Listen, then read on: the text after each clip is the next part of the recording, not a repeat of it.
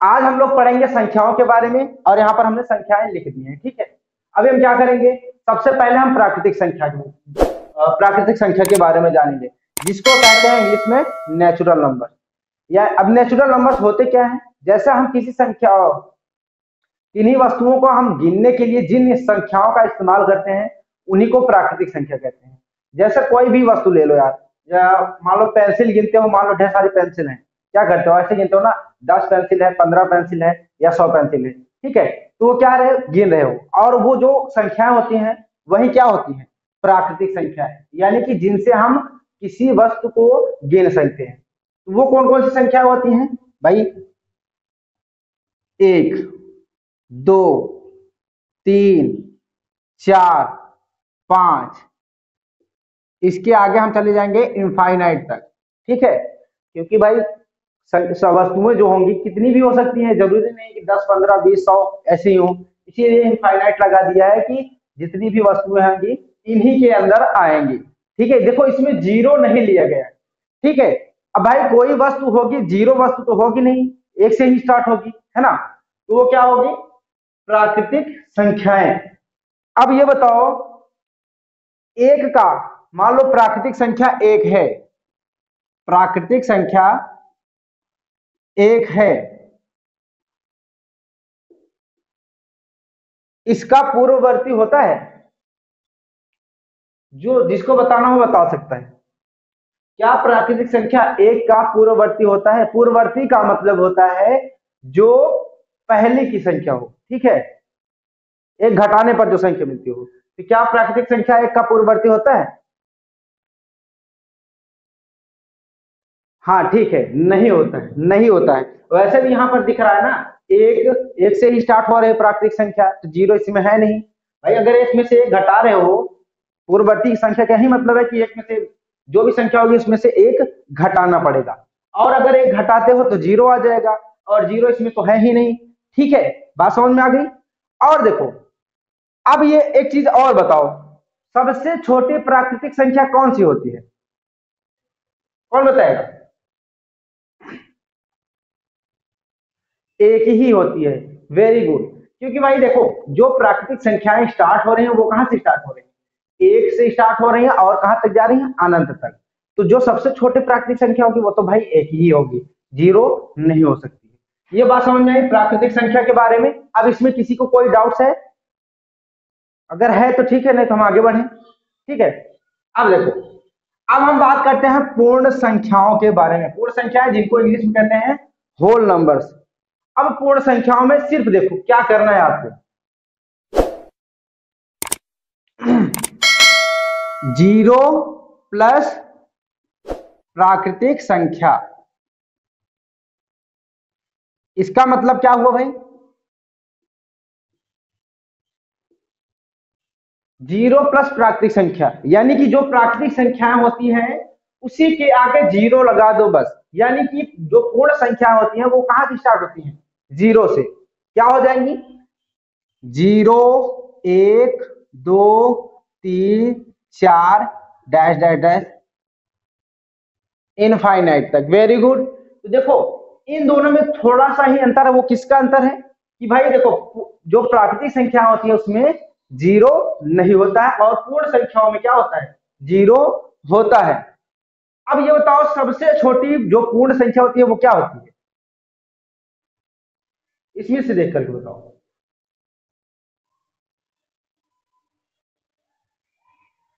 सबसे छोटी जो पूर्ण संख्या होती है वो होती है जीरो। क्यों बता नहीं पा रहे हो भैया, जीरो इस लिखा हुआ सबसे आगे,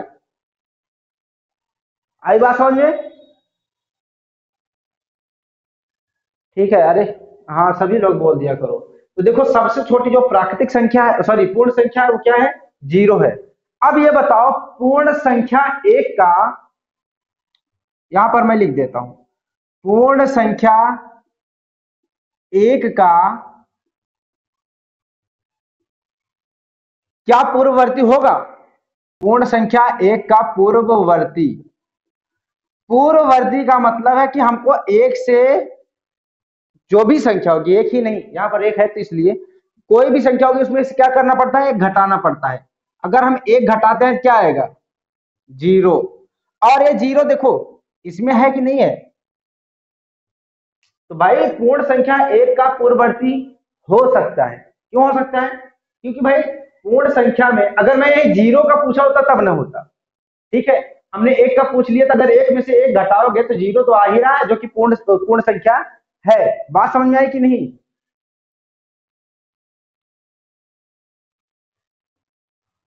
ठीक है, तो देखो पूर्ण संख्याओं में हमने क्या पढ़ा कि पूर्ण संख्या जीरो से स्टार्ट होती है, इनफाइनाइट तक जाती है, और सबसे छोटी पूर्ण संख्या होती है वो होती है जीरो।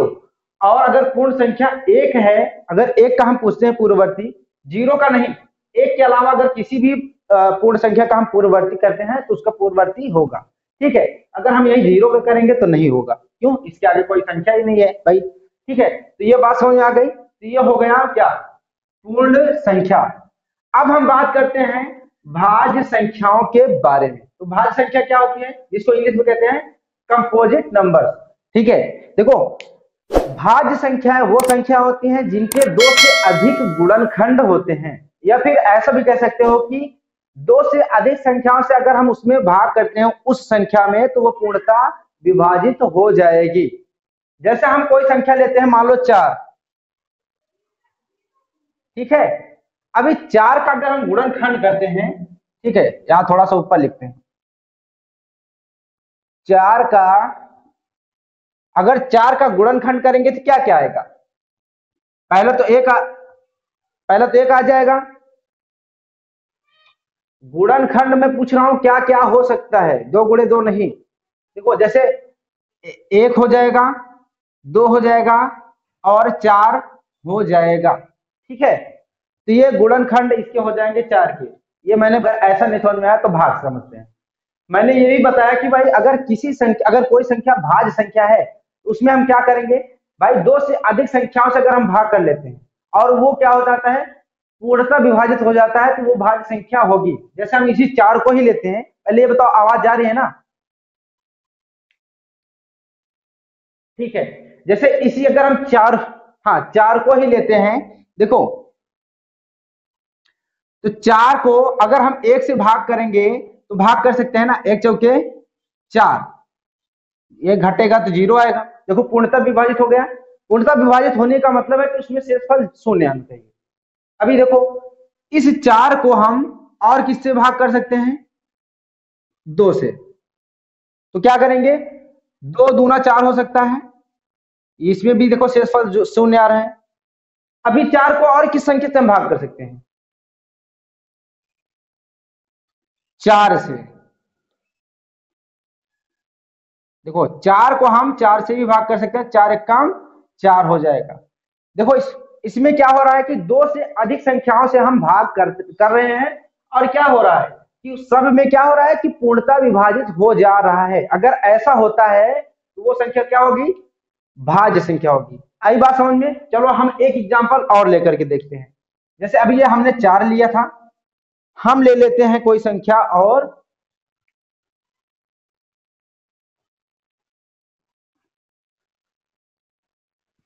जैसे हम 9 ले लेते हैं। चलो ठीक है 9। देखो 9 के कौन कौन से गुणनखंड हो सकते हैं?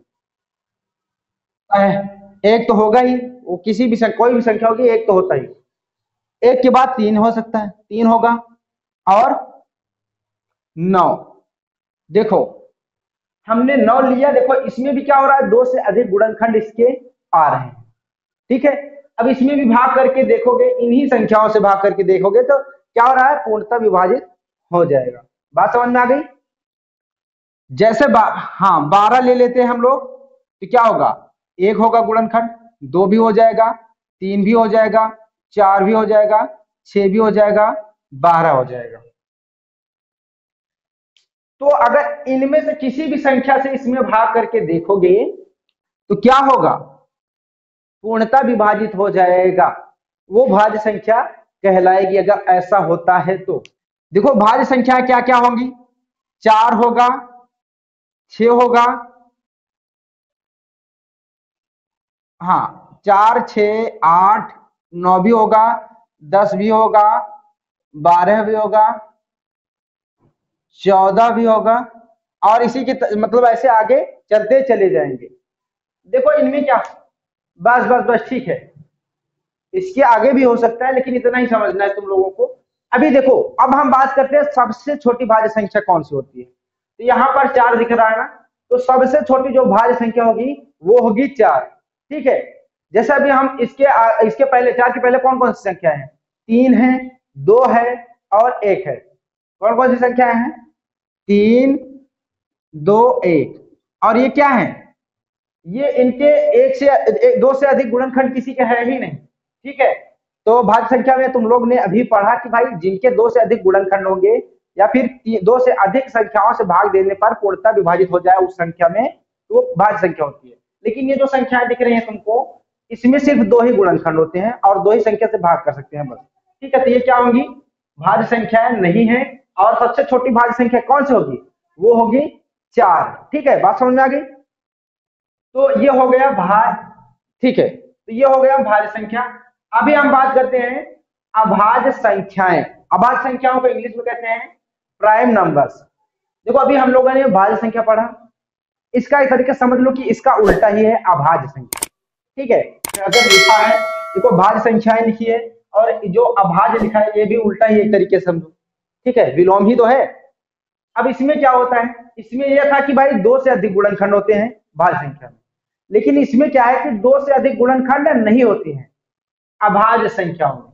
जैसे अगर हम ले लेते हैं 2, ठीक है, 2 के कितने गुणनखंड होंगे बताओ। पहला तो 1 हो जाएगा, दूसरा 2, और कोई गुणनखंड हो सकता है, नहीं हो सकता है। या फिर ऐसा भी, अगर ऐसा नहीं समझ में आता तो ऐसा करो, 2 में संख्याओं से भाग करके देखो, जितनी भी संख्या तुमको समझ में आती है 2 से कम, 2 से जो छोटी होंगी उनसे भाग करो 2 में। जैसे 2 है, इसमें हम किससे भाग कर सकते हैं, पहला तो 1 से, 1 दूना 2, कट गया। 2 से भाग करेंगे, 2 एक कम 2, ये भी कट गया। ठीक है, अब किसी और संख्या से हम इसमें भाग कर सकते हैं जो पूर्णतः विभाजित हो जाए। पहली चीज कर भी नहीं सकते और दूसरी चीज करने की कोशिश करेंगे तो वो बड़ी संख्या हो जाएगी, जिससे तो होगा ही नहीं। तो 2 क्या है, अभाज्य संख्या है। देखो इसमें सिर्फ 2 गुणनखंड है। और हम आगे देखो देखते हैं, जैसे मान लो 3 है, 3 के भी कितने गुणनखंड होंगे, 1 और 3। ठीक, और 5 है, देखो 5 में भी क्या होंगे, 1 और 5। ठीक है, 2 गुणनखंड।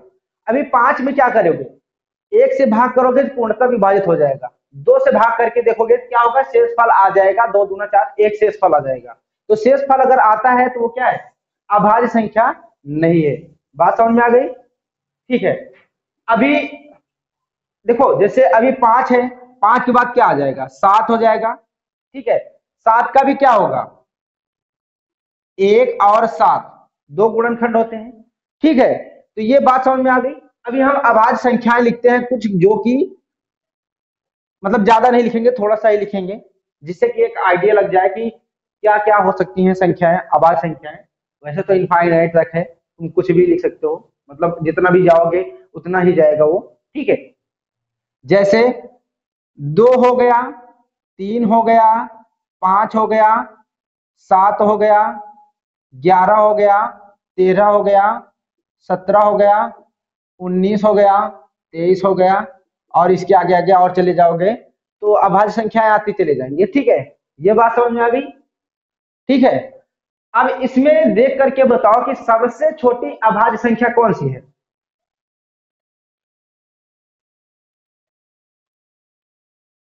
2 है, अरे सभी लोग बता दो भाई। तो सबसे छोटी अभाज्य संख्या कौन सी दिख रही है, 2 ही दिख रही है। तो अभाज्य संख्या सबसे छोटी जो होगी वो 2 होगी। अब एक क्वेश्चन ये बताओ कि भाई ये जो 1 है वो भाज्य संख्या है कि अभाज्य संख्या है, कौन बताएगा इसको। वेरी गुड, ये बता सकते हो कि क्यों अभाज्य संख्या और भाज्य संख्या दोनों नहीं है।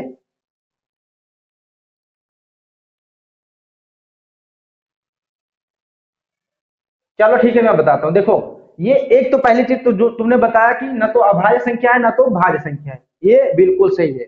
अब उसका रीजन क्या है? देखो भाज्य संख्या में क्या होती है कि संख्याओं का दो से अधिक गुणनखंड होना चाहिए, ठीक है। तो ये एक है, इसका कितना गुणनखंड होगा? एक ही होगा, ठीक है। तो इसका मतलब है कि ये भाज्य संख्या तो वैसे भी नहीं हो सकता, इसका तो एक ही गुणनखंड है। दो तीन तो है नहीं, दो से अधिक इसमें कहा गया भाज्य संख्या के लिए। और अभाज्य संख्या में भी ये कहा गया है कि कम से कम तो दो होने ही चाहिए। जितने भी संख्याएं दिख रहे हैं इसमें क्या है, क्या हुआ? अभी सही है, जा रही है, ठीक है। तो देखो मैंने बताया कि भाज्य संख्याएं जो हैं, भाज्य संख्याओं में क्या कहता है कि दो से अधिक गुणनखंड होने चाहिए, लेकिन यहाँ पर एक लिखा हुआ है, उसका गुणनखंड सिर्फ एक ही है, ठीक है। और अभाज्य संख्याओं में क्या कहता है कि संख्याओं का जो भी संख्या अभाज्य संख्या है उनके कम से कम दो गुणनखंड होने चाहिए और ज्यादा से ज्यादा भी दो ही गुणनखंड होने चाहिए। तो भी देखो इसका एक ही गुणनखंड है, तो भाई ये अभाज्य भी नहीं हो सकता है। बात समझ में आ गई? ये ना तो अभाज्य होगा और ना तो भाज्य होगा, ठीक है। तो ये कुछ नहीं होगा, मतलब ना तो अभाज्य ना तो भाज्य। बात समझ में आ गई? इतने क्लियर हो गया, ठीक है। तो अब इतनी बातें समझ में आ गई, अब हम आगे बढ़ते हैं सम संख्याओं पर। सम संख्या को इंग्लिश में क्या कहते हैं? इवन नंबर्स, ठीक है। तो सम संख्याएं सीधी सी बात है भाई, जिन संख्याओं में हम दो से भाग कर सकते हैं और पूर्णतः विभाजित हो जाए वो सम संख्याएं होती है। बात समझ में आ गई? देखो जैसे जैसे यहां पर हम लिख देते हैं, कोई भी संख्या लिख दो, हम लिख देते हैं बड़ी संख्या, मान लो यहां पर चलो 50 लिख देते हैं, ठीक है। अभी इसमें दो से भाग करके देखते हैं क्या भाग होता है कि नहीं। अगर हम दो से भाग कर देंगे पूर्णतः विभाजित हो जाएगा, यानी कि ये सम संख्या हो जाएगी। तो देखो दो से हमने भाग किया, दो का दो दूना चार, पांच में से चार जाएगा एक, अभी यहां पर कितना उतरेगा? जीरो, दो पंचे 10। देखो यहां पर जब कटेगा तो कितना आएगा, मतलब घटेगा तो जीरो, जीरो या फिर ऐसे क्रॉस कर सकते हो, ठीक है। तो देखो ये क्या हुआ, पूर्णतः विभाजित हो गया। इसका ये मतलब है कि ये क्या हुआ, सम संख्या है। बात समझ में आ गई?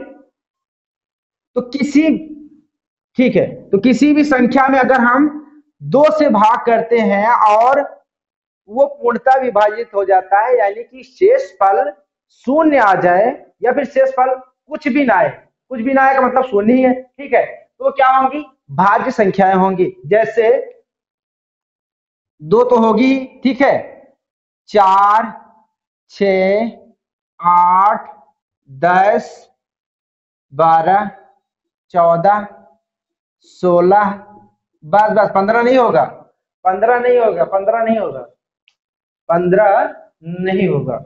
आई बात समझ में? ये क्या कुछ मैसेज आया था क्या मेरे फोन पे? चलो ठीक है। तो इतनी बात समझ में आ गई ना कि सम संख्याएं होती क्या है, ठीक। अब हम क्या करते हैं, सम संख्याएं अच्छा सम संख्याओं में एक चीज ये भी बता दो कि सबसे छोटी सम संख्या कौन सी होगी? दो, बिल्कुल दिख रहा है। अब इससे छोटी कोई हो ही नहीं सकती, दो से छोटा कौन सा होता है भाई? एक होता है, ठीक है। तो एक क्या होगा, सम संख्या होगा? नहीं होगा। बात समझ में आ गई? चलो ठीक है, अभी विषम संख्याओं के बारे में बात करते हैं। तो विषम संख्या जैसे क्या हुआ यार, अच्छा ठीक, बार बार मैसेज आ रहे हैं ना। देखो सम संख्या का जैसे भी हमने पढ़ा कि भाज्य संख्या का उल्टा अभाज्य संख्या होता है, इसी तरीके से सम संख्या का उल्टा क्या होता है? विषम संख्या होता है, ठीक है। यानी कि जिन संख्याओं में हम दो से भाग करें और भाग ना हो, मतलब भाग तो हो जाएगा लेकिन शेषफल क्या होगा, शून्य नहीं आएगा, वो क्या कहलाती हैं? विषम संख्याएं। जैसे देखो अगर हम 3 ले लेते हैं और इसमें दो से हम भाग करते हैं, तो दो एक कम दो, अभी शेषफल कितना आ रहा है? एक आ रहा है, शेषफल कुछ भी आए, कुछ भी आए उससे मतलब नहीं है, लेकिन अगर जीरो नहीं आता है तो इसका मतलब है कि वो विषम संख्या नहीं है। बस, हाँ बात समझ में आ गई, ठीक है। अभी हम 7 को ले लेते हैं। 7 में अगर हम 2 से भाग करेंगे तो क्या आएगा, देखो 2 दूना 4, 2 तिहाई 6, तो आ जा रहा है शेषफल, ठीक है। तो एक आ जा रहा है शेषफल, शेषफल जीरो के अलावा कुछ भी आ जाता है तो इसका मतलब है कि वो विषम संख्या है, ठीक है, सम संख्या वो नहीं है। अभी क्या करते हैं, देखिए कुछ संख्याएं हम लिखते हैं जो विषम संख्या होगी, ठीक है। देखो अब हम क्या करते हैं, सबसे छोटी विषम संख्या 1, उसके बाद 3, उसके बाद 5, 7, 8, 8 होगा ठीक है, 8 नहीं होगा। 9, 9 के बाद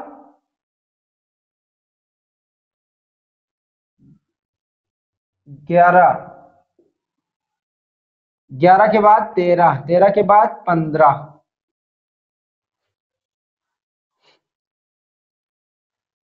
15 के बाद 17,